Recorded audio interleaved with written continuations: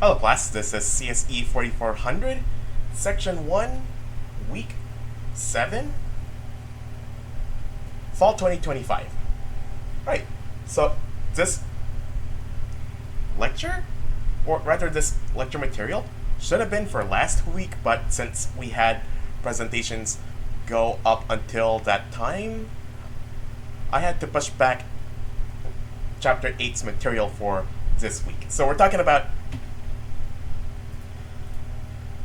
game worlds. So a game world, so when you pretend, you come up with an imagined pretend world or universe in which your pretending takes place, and it's necessary for a game because we need an imagined reality in which we can play our game.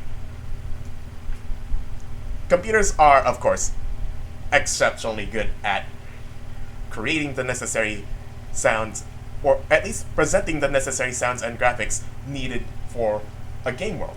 Though not all games need a game world, abstract games take place in a game on a game board. Games that tend to be closer to board games, they don't have game worlds, they just have game boards. And even rarer, there are some games that don't even have a game world or game board at all. Those kinds of games tend to present game information in some sort of user interface, and the user just interacts with the interface. No world visuals at all, no sound effects, anything like that. It's just the game is taking place in some sort of user interface. But for most games, the computer presents the game world using sight and sound. If we're looking at interactive fiction, stuff like that, it is up to the writer to use their literary skills to describe the world that the reader can then imagine. So, what's the purpose of a game world? Well, of course, it's for the game to take place in, but also, remember, the goal, for purposes, the point of making a game is to entertain someone. But for some games, the game world doesn't always. For some games, the game world doesn't provide entertainment. For example, with chess. So chess is an abstraction of medieval warfare, but it's so abstracted that we don't think of it as bloodshed, medieval warfare in a battlefield. But for many games, some games have the game world be the primary means of entertainment, and even more so when you present the game world on your game's box art. What I'm saying is, the game world itself can be a piece of art that you can use to sell your game. This isn't true for all games, but it shows how important the game world may be. So there are 5 different dimensions to a game world. Now, when I say dimension, you might think to yourself, 2D versus 3D. And yeah, that's actually just one of several dimensions that we're going to talk about. The 2D versus 3D thing is known as the physical dimension. It also has to do with how big things are and how to reckon with having an edge to your world. The temporal dimension is how does time flow in your game. The environmental dimension is the basis of your game's art and audio. This also includes cultural context and physical surroundings. The emotional dimension, that is how what emotions people playing your game will feel, and emotions you want your player to feel. And finally, the ethical dimension, what is considered right and wrong in the context of your game world. Let's start with the physical dimension, because most of us have a good idea of what this is, 2D versus 3D, but that's actually just one of 3 things that we talk about when we look at the physical dimension. So, the video game worlds are almost always implemented in some sort of physical simulated physical space. The player can move around and manipulate objects. But when we talk about the physical dimensionality of a game, we have spatial dimensionality, which is 2D versus 3D, scale, how big are things in your game world, and boundaries. Is there a border to your world? So the spatial dimension is basically that 2D versus 3D thing. Technically speaking, every game is 2D because it's going to be projected on a two-dimensional screen. That's a bit, pointless. But, whether you choose 2D or 3D will affect how you implement your game. So obviously we have 2D games such as this one called Fish Tycoon. You have two axes of movement. Depending on the context of your game, those two axes will either be left-right movement and up-down movement, or left-right and forward-backward. The advantage of this is you don't have to think about depth, and the screen is inherently 2D. So what you draw is what's shown on the screen. So you can, in a game like this, for example, you can add some perspective tricks to make your game feel like it's 3D, even though, strictly speaking, it's a 2D game. Even 3D games can be considered 2D if the axes of movement are constrained to, well, two axes. As of me recording this, there is this new game that you may have heard about, Hollow Knight Silksong. That is a 2D game, but with 3D-like elements, such as parallax. You know how when you move your head side to side, or move the camera side to side, and different things in the background move at different rates compared to things in the foreground? Specifically speaking, foreground things move faster relative compared to background things. Yeah. Stuff like that. To pull off that kind of parallax thing requires moving different background objects at different rates. If you can do that, you can pull off this 3D-like effect in a 2D game. The most notable example I can think of is like the introduction scene to the movie Bambi, where you have the foreground trees moving faster relative to the background trees, which are just moving slower. Before we get to 3D games, there is another category of games that we're gonna call 2.5D games. 2D games that appear 3D. So these games have depth, but it is a virtual depth. Think of it as a layer that is presented on top of your game, or rather, think of your game as a series of layers, and you just pick different layers depending on what you're trying to do. StarCraft, for example, has, well, air units and ground units. We can conceptualize these things as being on different layers. Ground units have to contend with ground obstacles like water or rocks or other units. Air units, they can just simply fly over them. And now we have 3D games. Of course, video game engines such as Unity making 3D games a lot easier. Well, Unity but also Unreal. Those are the two notable game engines for making 3D games. Of course, we have three axes of movement: up, down, left, right, and forward, backward. The advantage to this is that it provides greater immersion compared to a comparable 2D game. And this kind of game is conducive for making exploration challenges and vehicle simulators. Here's where things get weird.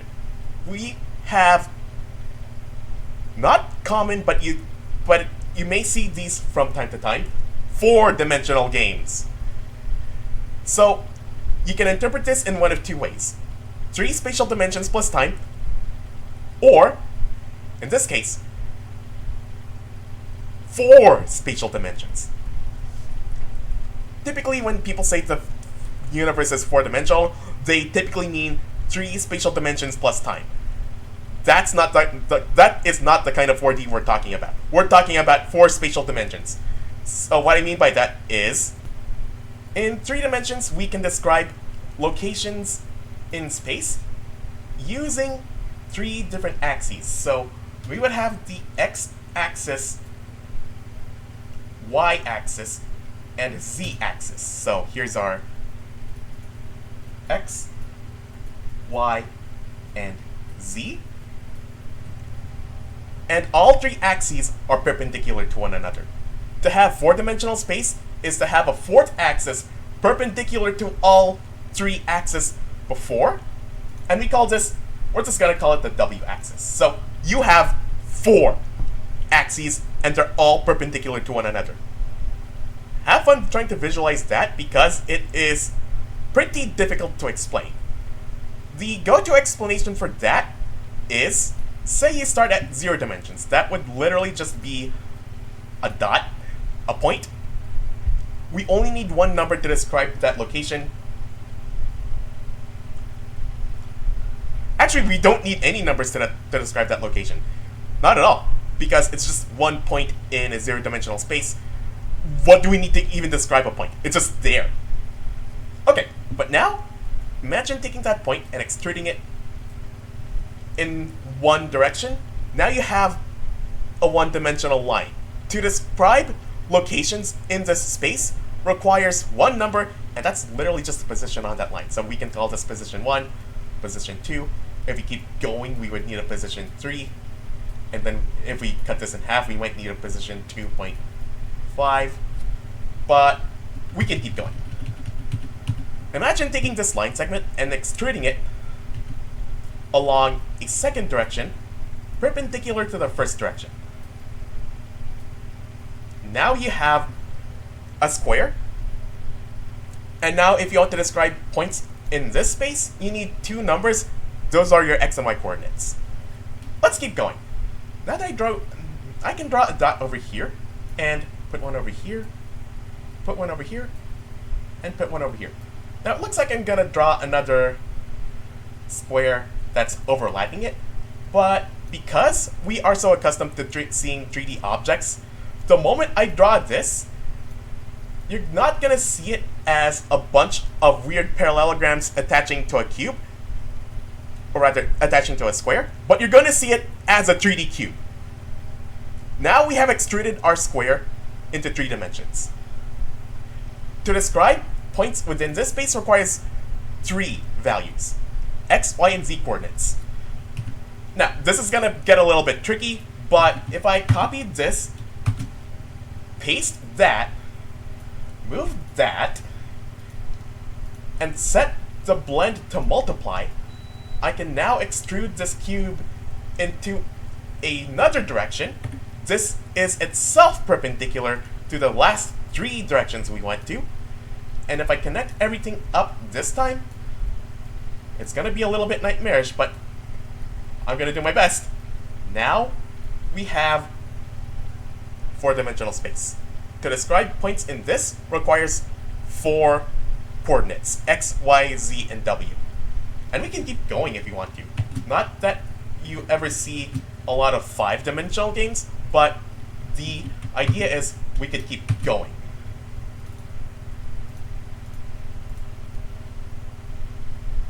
And I'm not gonna try to connect all those, but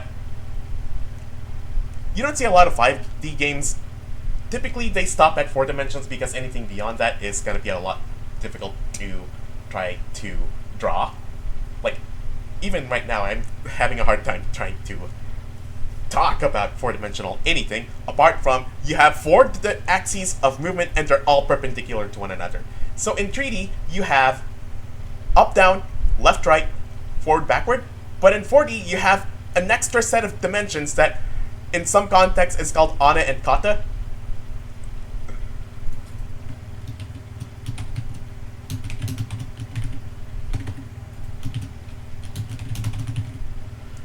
So this is what they're typically called. So those are the 2 directions in 4-dimensional space. Think of it as an extra set of directions that you can move perpendicular to in addition to your left, right, forward, backward, up, and down. So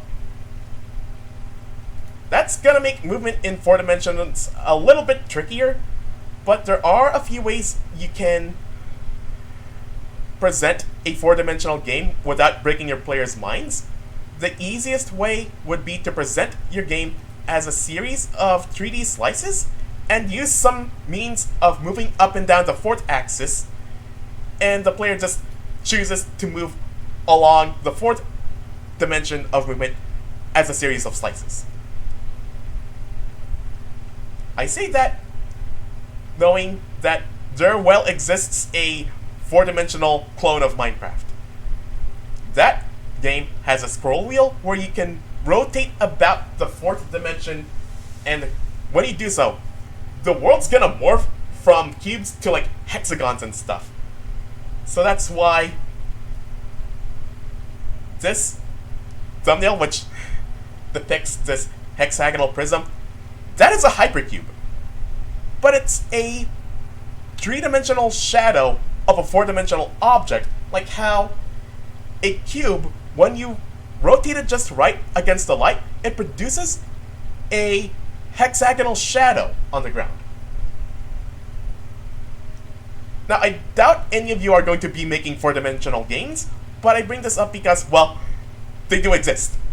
And so do five-dimensional games and higher-dimensional games. Maybe a four-dimensional game board might be a bit easier to make. Just make. Okay, maybe it would be easier if you had a game of tic-tac-toe. You would have 3 tic-tac-toe boards simultaneously, and that would be your three-dimensional tic-tac-toe board. But at the same time, you just duplicate that 2 more times. Duplicate the duplicate, so now you have 9 3x3 tic-tac-toe boards, and boom, you have four-dimensional tic-tac-toe. But yeah, most games, however, are only ever going to be 2D, 3D, or something in between. And I'm going to assume that you are going to be making a game that is one of those. Once again, I bring it up four-dimensional games just to say, hey, this exists, some games are like this. And yes, it's going to be a challenge to try to represent four-dimensional geometry in a video game, but there are ways to do it without having your player's brain turn into mush. Let's talk about the physical scale. No, another physical dimension, scale. How big are your game objects relative to one another? Oftentimes, it's necessary to distort the sizes of game objects for gameplay purposes. Of all things, I had to pick up the Russian invasion of Ukraine map, but I'm only doing this just to state a point, and that is, warfare spans several tens of miles, and if you try to represent that in a video game, you're gonna have a hard time trying to represent a whole battlefield in-game. For sports games, vehicle sims, and some first-person games, you are likely going to be working with real-life sizes. The sizes of like critical objects, like health checkpoints, if it's like a floating first aid kit. It may be necessary to exaggerate the size of those just so the player can even see them. The warfare example, that's exaggerating the scale of a war zone becomes necessary, partly more so with an aerial perspective. So real-life military battles can span several tens of miles, but if you wanted to represent that accurately in a video game, you can't, because that's just way too big. That is just way too much wasted space. That's basically doing nothing. And why waste that space when you can just bring everything together just for the sake of gameplay? Also, it just makes it easier to program that way. Though if you are going to be making a war-based game from an aerial perspective, there are other ways we can get the gist of battle without having to waste resources trying to make a 2-scale battlefield. Speaking of scale, Here's another example of how scaling can be exaggerated in a video game. So, screenshot of a Pokemon game. The scale of objects are going to be exaggerated as well. Outside, you have these buildings, but inside you walk into them, and they are way larger on the inside. Also, on the topic of scaling, it's also necessary to downscale a city just so it is walkable within a reasonable amount of time. Like how it's necessary to scale down, like how it might be necessary to scale down land just so it would fit in your video game. If you are playing or even making a driving simulator and part of it requires you to drive across town, if that town were fully accurately scaled to an actual city, you would be here all day. Like, imagine having to simulate a drive between, say, San Bernardino and Los Angeles. That alone is going to take about at least an hour or two before you even consider how horrible California traffic is. My point is, if you wanted to do something like that in a video game, it's necessary to scale things down, because who wants to sit down and do a one-to-one real-life simulation of driving down the I-10?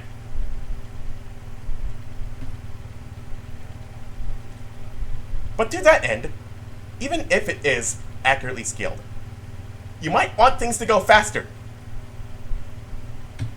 So related to how things are scaled, how fast are things moving in your game? In many games, it's necessary to make things traveling way faster than they would in real life. But typically in a video game, these kinds of scaling discrepancies do not bother the player at all. So go out and exaggerate things for gameplay purposes. Because, again, we want to scale things down because it's easier to develop and it's easier to traverse. Speaking of traversal, at some point you're going to reach some sort of boundary in your game world. How are you going to explain your game's world border to your player? Well, sometimes the border takes place naturally, and there's no need to explain it, like the borders of your theme park. This would also apply to an underground space, or the room of a house, or the inside of a sports stadium. Those world borders exist naturally. There's no need to explain it away. There's no need to disguise or explain away why is there a world border here, because it's part of the world. If your game represents the outside, you may need an actual border just to keep players from, well, leaving the confines of your game and wandering off doing something else. The easiest way to do that with terrain is to make impassable terrain. Waters you cannot swim across, or mountains you cannot climb across, or wooded areas so dense you can't easily pass through them. Minecraft has a world border at 30 million blocks away from the origin. And sometime before that, there was this implicit world border where the world's game generation stopped, and that is a glitch that we now know as the Farlands. Oh, fun fact, there was a Minecraft player who started this walk to the Farlands like 14 years ago. You may have heard of him. Kurt J. Mack is his name. He just reached the Farlands just now. 14 years of on and off walking, 12 million blocks from spawn to see world generation break down. What a time to be alive. My point is, with games like this, where you have procedurally generated terrain, you still might want to add an artificial border. If your game has flight, you might need other means of keeping the player within your game world. Oh, by the way, why do we want to have a world border? Because depending on the game engine, and I am saying this specifically for Unity, the game works best if everything is within 10,000 meters of the origin.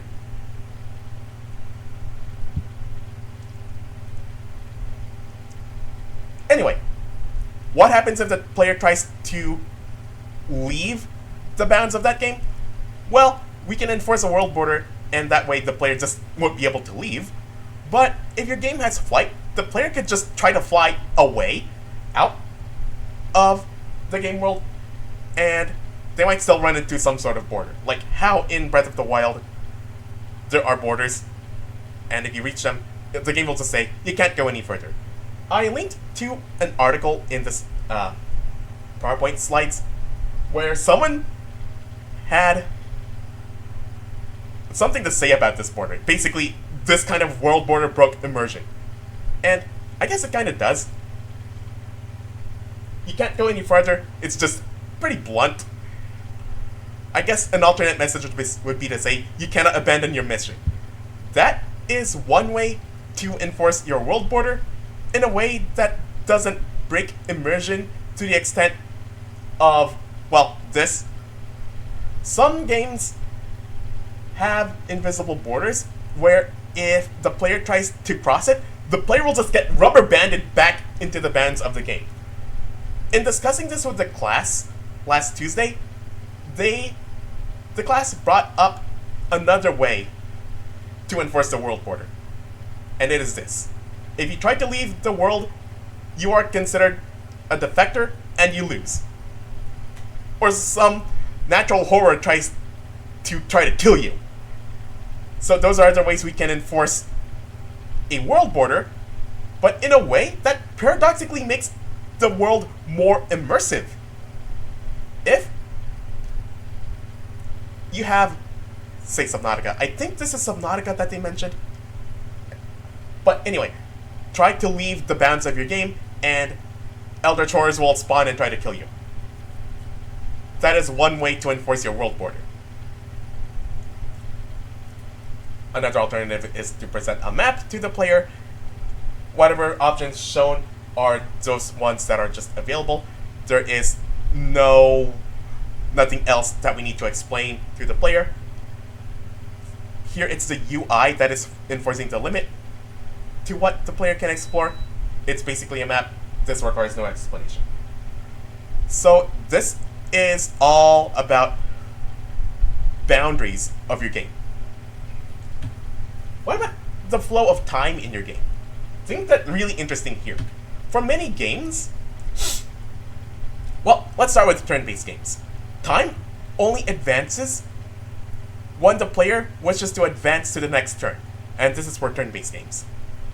Some games do show the passage of time, but it's not always part of the gameplay. The author makes the following point. If your actions are the same as they are between the daytime and nighttime, why have a day-night cycle to begin with? That is to say, some games have a day-night cycle just for the sake of appearance. For RuneScape, there is no such thing as a day-night cycle. The closest thing I can think of is how the skybox changes. But that's just to set up the atmosphere of the environment that you are in. It is not an indicator of the game's day-night cycle at all, apart from, okay, it feels like 7 p.m. outside. Of course, many games, such as Minecraft, have a meaningful day-night cycle. This one probably requires no further explanation if you are at all familiar with Minecraft, but basically, mobs spawn during the night. This is the best time to hunker down into your house and, I don't know, process whatever materials you were able to acquire during the daytime. Or, if you have a bed, this is the best time to sleep it off, unless you get that notification that says, you can't sleep right now, there are monsters nearby. However, if you play underground, the difference between day and night becomes less important. And people do play underground in Minecraft. So, you can still, my point is, even in Minecraft, you can still nullify the day-night cycle. And then there's phantoms. Anyway. There are several ways you can show the flow of time in a game. The first one is variable time. This is where time speeds up and slows down depending on what's happening in the game. Anomalous time is where time moves differently for different things in your game. And the third one is to just let the player adjust the flow of time. So variable time, generally game time runs faster than it would in real life. And this is a good thing because it's going to skip the boring parts of your day.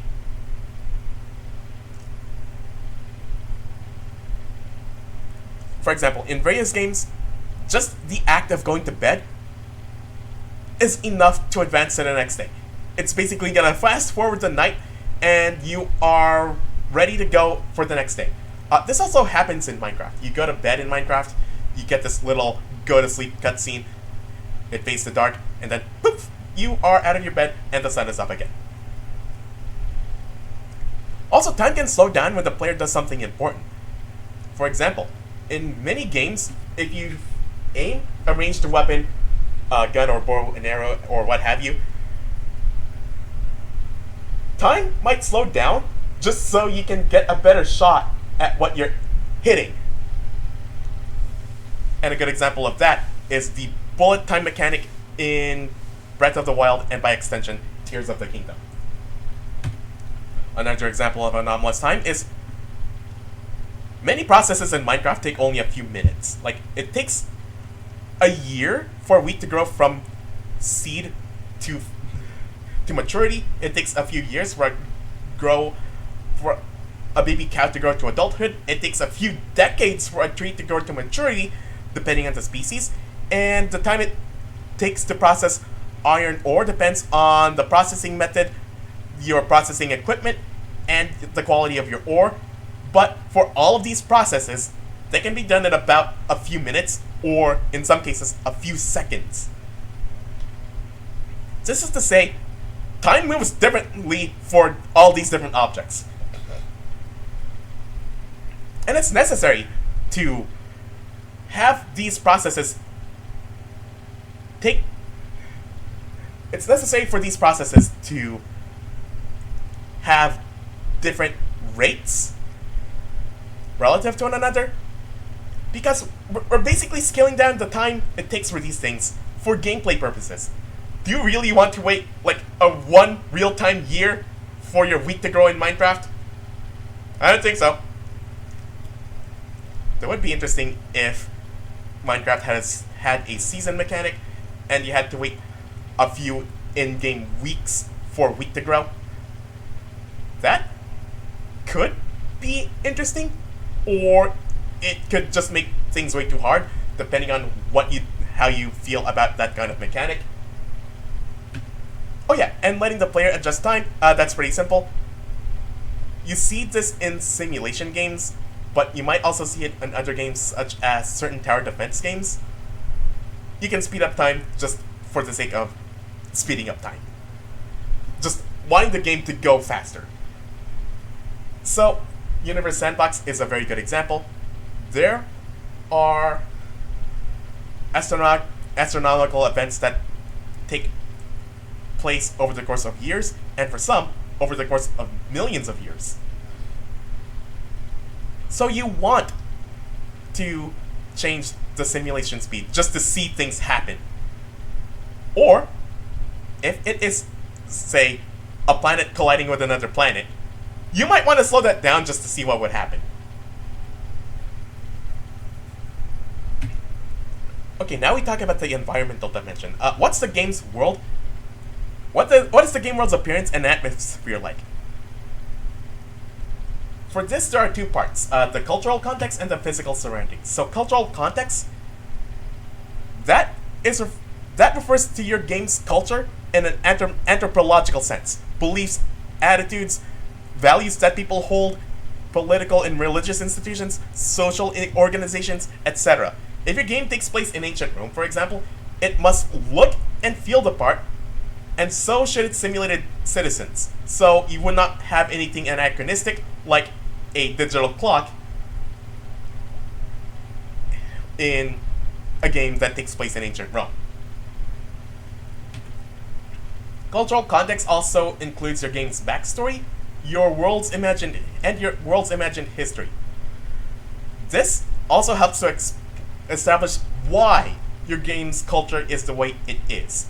Now we're getting to world building to the extent that we're now creating like imagined civilizations for the context of your game. But don't go too in depth into your world's backstory too early. Backstory should serve the game, not the other way around. For most games, it's not necessary to document the game's cultural context in detail, but if your game does differ, if your game's culture differs from your own culture, think about how it's different and how to convey that to the player. The physical aspects of your game world also define how your game looks and sounds, like buildings, vehicles, clothing, jewelry, works of art. And also the environment in which your game takes place, if it takes place outside. The physical world also includes music, ambient environmental sounds, and sounds made by surrounding objects.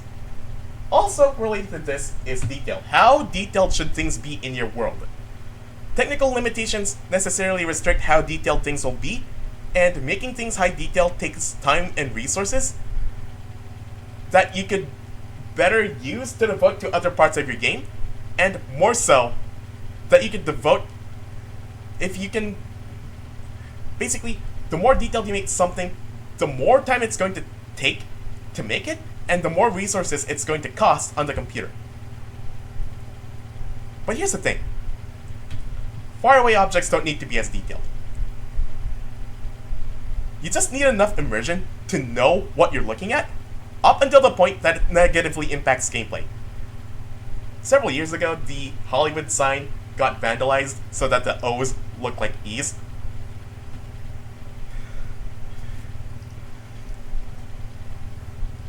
So, something you could do is just like really back up away from the screen until you stop seeing as O's with the bed sheets on them, and you start seeing them as the E's that the vandalists made them look to be. There are some further reading as well. The style of your game objects in your world, that is the intrinsic style, versus the style of the artwork that depicts your world. Just because your world looks a certain way with a certain art style doesn't necessarily mean that's how it looks if that place were an actual real-life location. Those two decisions influence the player's expectations and experience also. So that's something on defining a style. Overuse settings. Some settings are overused, such as sci-fi and fantasy themes, so if you want something new, try something untapped. And sources of inspiration. Try researching different things. It's tempting to borrow something that already exists, but even that has been borrowed. How about the emotional dimension? What emotions do you want the player to feel as they play your game? Through most of their history, video games were only seen as just light entertainment, and they did not have much emotional impact. But nowadays, minigames do instill some meaningful emotions to the player. Multiplayer games have the widest variety of emotions, and a lot of that just comes from being able to socialize with other people. But even single-player games can still influence a player's emotions if your game's got storytelling. Games that rely on storytelling and characters, they can offer emotional content, like Hollow Knight and Hollow Knight Silksong. Games are intrinsically good at evoking feelings related to the player's effort to try to achieve something. That is the thrill of victory and the agony of defeat, if we're quoting the wide world of sports. Games can also produce frustration from failing a challenge, but too much failure might be off-putting to your player. And a good way to counter that is just by having easy levels and or different difficulty options. And construction and management games can evoke feelings of ambition and control, but so does the emotional reward of creative play. People feel certain emotions when they play Minecraft, even if that something is just building a dirt house. If you want suspense, surprise, and fear, try some of the techniques used in horror films. Also, suspense works best if the player is vulnerable. So you do not arm the player too heavily too soon. If you want love, shame, grief, jealousy, add a character that the player can identify with and add storytelling elements. Once the player has identified with a character, once the player knows what the character is like, add dramatic tension. Put something at stake. If you want to go one step further, add a difficult moral choice to make, with differing consequences depending on the decision. Also, don't underestimate the power of comedy, but do exercise caution if you're trying to insert a little bit of comedy into a serious topic. If you do it wrong, it'll just feel inappropriate. It takes a lot of work to pull off dark humor well. But if you do want comedy, try adventure and roleplay games, or maybe make a non-serious game. So, we make games for entertainment, but we don't talk about fun, because the concept of fun, for our purposes, it's actually too limiting. Sad emotions aren't fun, but they are entertaining. But most players and publishers want something fun. Before you handle complex emotional issues, try making something fun first. Also, if you want to invoke rich emotions, you don't want to do it by using cliches. And now we talk about the ethical dimension. What is considered right and wrong in the context of your video game? Which sounds a little bit silly, but by adding an ethical dimension to your game, you make your game world that much richer. You're probably aware of the story of how Moses climbed up a mountain to receive the 10 Commandments from God, and when he came down, he saw his followers were worshipping a golden calf, and he was like, I left for like however many minutes, and you're already committing a sin? What? But consider this for the ethical dimension. You're not Moses coming up the mountain and going back down with the 10 Commandments. In this case, you're playing the role of God, sending your equivalent of the 10 Commandments to your equivalent of Moses. As the quote-unquote God of your game world, you have the power to declare what's right and wrong in the context of your video game world. So it adds more flavor to your game by adding an environmental dimension to your game, but it also adds to your game's culture and history. Most games have simple ethics, just beat up the bad guys and protect the good guys. Not subtle, but it works, especially for very simple games. Not many games explore the ethical dimension in any depth, but if you want to make a more enriching game, give the player a tough moral choice to make. And you can cement that choice by having consequences for that choice. Ethical ambiguity and difficult decisions are the heart of many great stories and much of life. Put it this way, you are free to make your own moral choices, but you must be prepared to live with the consequences. So whatever ethics your game has, be sure to explain it in your game's introduction. Now, a word about violence in video games. this is a tricky subject, and many people will have already made up their minds about it, but consider that the essence of many games is conflict. When you play chess, and we call it when if a chess piece is removed from the board, we call that capturing, but it's an abstraction of killing, basically. Chess pieces are captured, but I think it might also be appropriate, quote unquote appropriate, to say that chess pieces are killed. But we don't think about it that way because it's abstract. Same for the aliens and space invaders. Also, people get hurt all the time in football, but you don't see any efforts to ban the sport altogether. Maybe efforts to increase safety, but still. No one's out there trying to ban football. Or is there? No one's trying to ban football, right? The issue is not so much the violence, but how to depict it and how much is acceptable.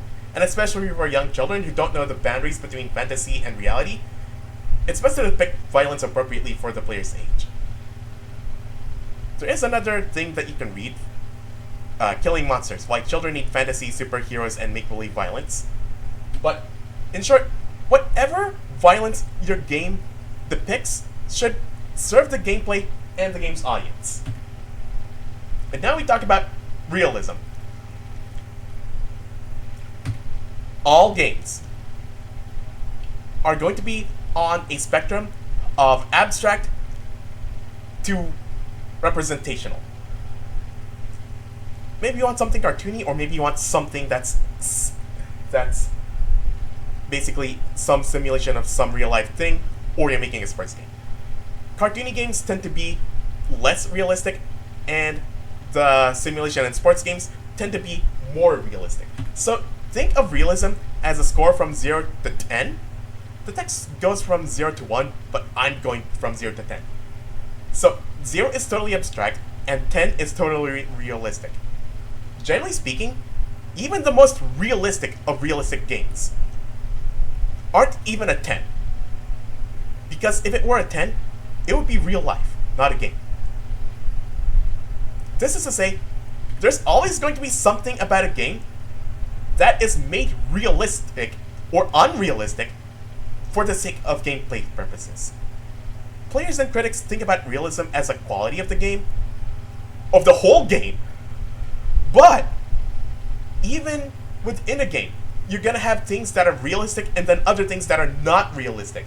Like, you know how have you ever seen cartoon characters and they just pull a hammer from like off screen and then they bash someone's head with it?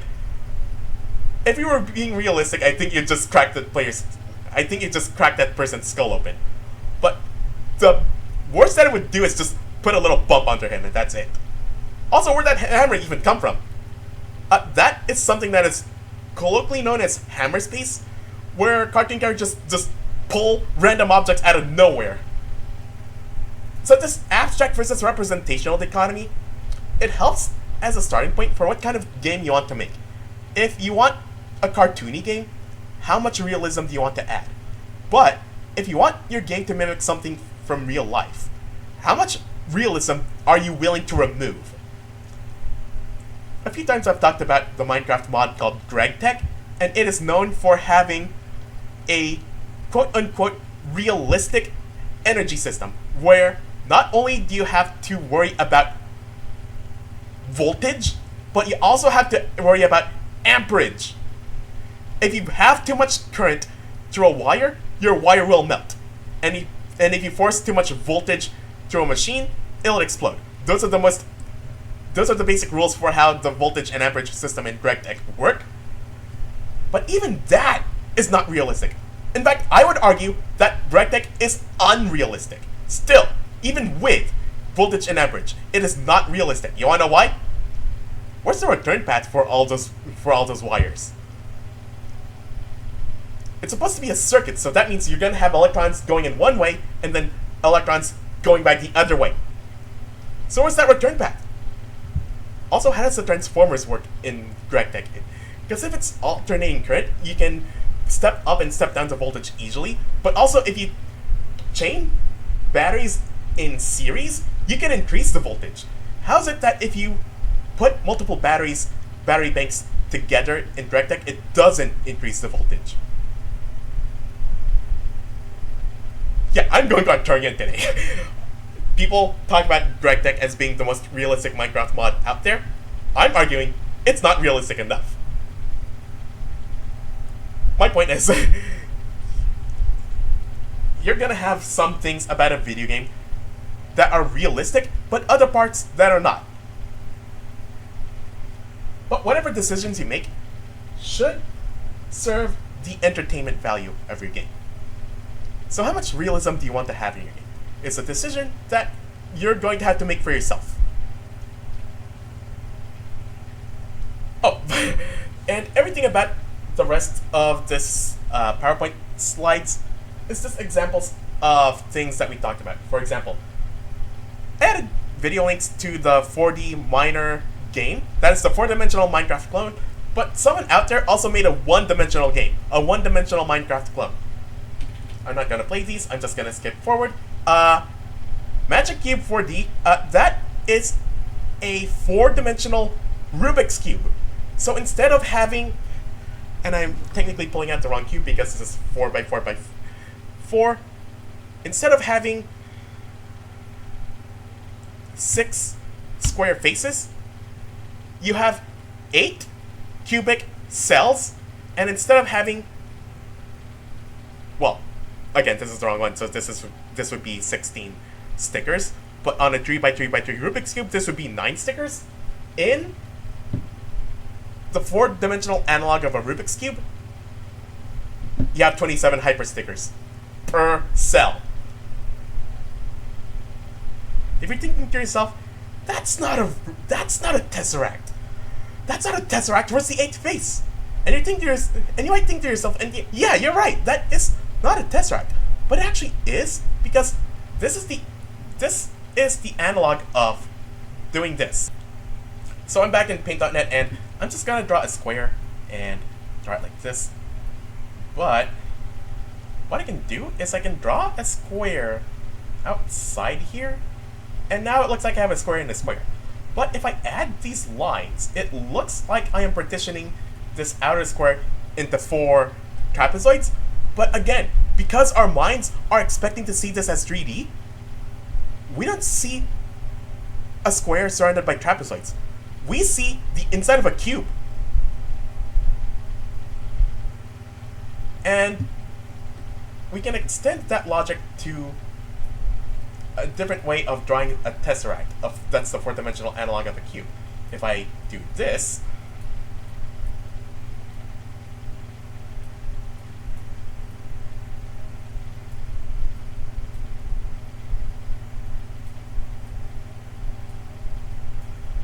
now it looks like you have a cube in a cube suspended in these frustums.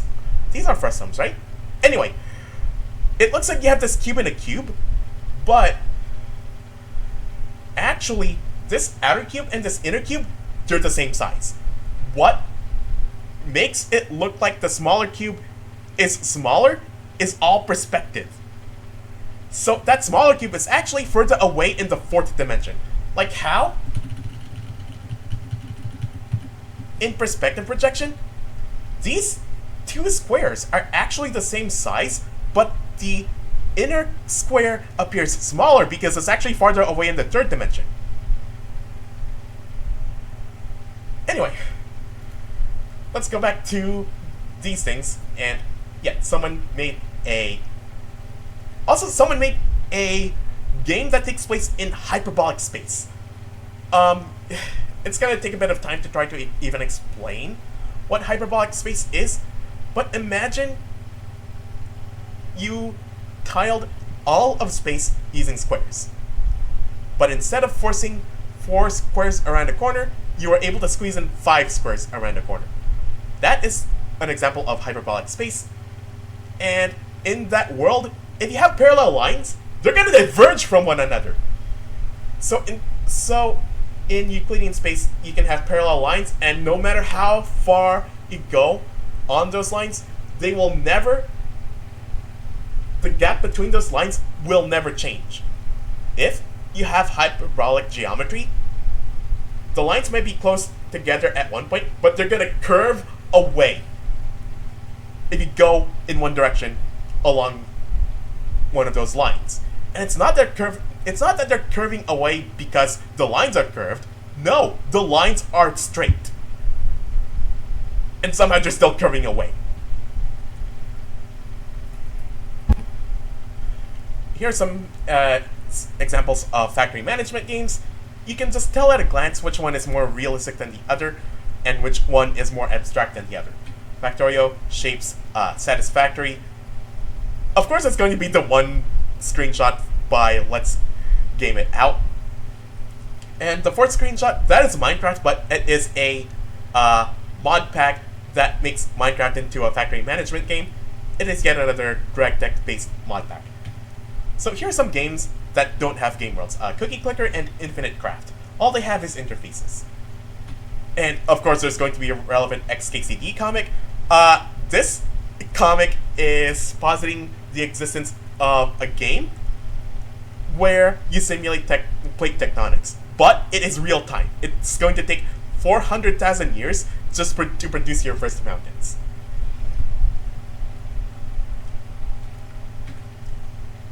One strategy to deal with in-game violence is to just cut away the camera right before the violence happens and use sound effects to fill in the gaps and hope that people will get the idea, okay, something violent is happening. It's 2025 and the Minecraft movie came out during this year.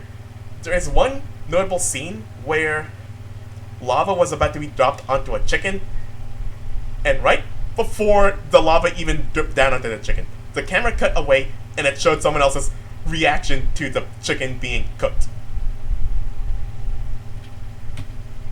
And this last one is just a video about realism and complexity in a game, but this is once again Minecraft. So again, GregDeck mod makes Minecraft quote-unquote realistic. What about GregDeck is realistic again? Well, the voltage and amperage, but also the ore veins are realistic. The ore veins of GregDeck actually mimic real-life ore veins. So you have sphalerite ore, you have magnetite ore, you have tetrahedrite ore. You also have graphite ore, which turns out you find alongside diamonds. And there's also, of course, pitchblende, which, if you know anything about radioactive anything, that's basically uranium ore. Oh, speaking of realism, actually, I'm just gonna go back to Minecraft. Something weird about Minecraft, when you make a game less realistic for the sake of gameplay, you might have some things that are just inaccurate. And my favorite go-to example is how is it in Minecraft that you have TNT, but it looks like sticks of dynamite, but the crafting ingredient for it, well, one of them is gunpowder. Gunpowder is three things. Niter, charcoal dust, and sulfur. That is gunpowder. But that is totally different from nitroglycerin, which is this oily substance that if you drop it, it explodes. The chemical bonds of a nitroglycerin molecule are so weak that just adding any sort of kinetic energy to it, just dropping it, will make it decompose into a gas violently and release a ton of energy in the process. Meanwhile, TNT, trinitrotoluene, is so stable that for the first 30 years after it was first synthesized, people used it as yellow dye because they didn't even know it could explode. So, why is it that Minecraft is mixing up 3 different explosives? Oh, if you're wondering why is it sand that's part of the TNT recipe, well, that's actually an old recipe for dynamite. It's nitroglycerin mixed with what is called diatomaceous earth, which you mix nitroglycerin in diatomaceous earth to make it stable enough that you can handle in a convenient form factor that is a stick of dynamite.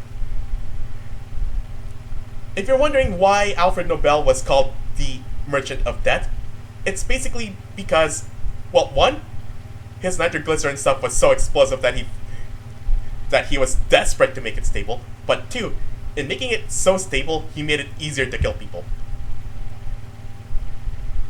Kill people how? Well, imagine just yeeting dynamite in warfare. Or better yet, dynamite-powered cannons.